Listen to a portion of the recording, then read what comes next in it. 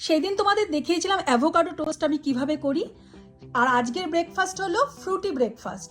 চলো এই সুন্দর সুন্দর ড্রাগন ফ্রুট দিয়ে আমরা আজকে ব্রেকফাস্টটা করে ফেলি। ফুড চ্যানেলটাতে আমাকে অনেকেই জিজ্ঞাসা করে যে আমি কিসে রান্না করি। মেনলি তো আমি অলিভ অয়েল আর সর্ষের তেলে রান্না করি। সর্ষের তেলের টেস্ট খুবই ভালো হয়। আর এইটা হচ্ছে ঘি, দেশি কাউ ঘি। ঘিয়ের কিন্তু অপরিসীম গুণ। আমরা যারা বলি যে ঘি খেলে কোলেস্টেরল বাড়ে, সেটা একদম ভুল ধারণা। কোলেস্টেরল দু রকম হয়, গুড কোলেস্টেরল আর ব্যাড কোলেস্টেরল। তা গুড কোলেস্টেরল কিন্তু সবসময় শরীরের জন্য ভালো। এই ঘি দিয়ে রান্না করলে, যদি ঘিটা অরিজিনাল দেশি ঘি হয়, তাহলে সবসময় ভালো। ব্যাড কোলেস্টেরলটা আমাদের শরীরের জন্য খারাপ। আর সেটা কোথা থেকে আসে? জাঙ্ক ফুড থেকে। তারপরে যদি বারবার তোমরা অয়েলটাকে ইউজ করো, রিইউজ যেটাকে বলে, আমরা রেখে দিই না অনেক সময়, অয়েলটা কিছুটা রেখে দিই, যখন যেটা বাড়তি হয়ে যায় আবার পরের দিন করি, দ্যাট ইজ ভেরি ব্যাড।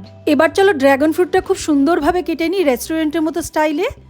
এই ফ্রুটটা আমার এত ভালো লাগে। আর এই দেখো কিরকম ব্লাডের মতো বেরিয়ে, এটা কিন্তু একেবারে অরিজিনাল হোমমেড লিপস্টিকের মতো কাজ করে।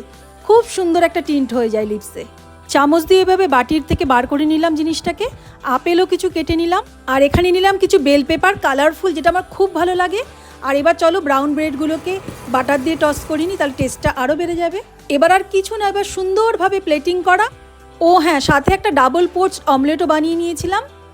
আর সাথে কিছু নিলাম ব্লুবেরি, যেগুলো তোমাদের আগেও বলেছিলাম। খাবার আগে খুব ভালো করে ওয়াশ করে নিতে হবে ব্লুবেরিগুলো। 3 ভাগ জলের সাথে 1 ভাগ ভিনিগার দিয়ে ভালো করে ধুয়ে নিতে হবে। আর এখানে দেখো ওই খোলাটার মধ্যে আমি 2টো ডেটসও নিয়ে নিলাম। চলো এবার খাওয়া শুরু করি।